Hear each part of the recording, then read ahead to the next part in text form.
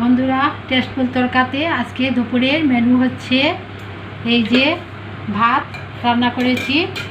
আর আজকে চৈত্র সংক্রান্তি আম ডাল খেতে হয়, তাই এখানে মিক্সড একটা ডাল করেছি। গাজর দিয়েছি, আম দিয়েছি, আম এখানে উঠিয়ে রেখেছি, টক হয়ে যাবে তাই।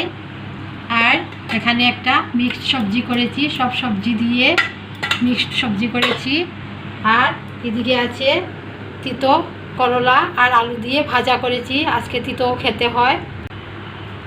আর এদিকে আছে ভেন্ডি বড়া, কাঁচকলা বড়া আর মিষ্টি লাউ বড়া।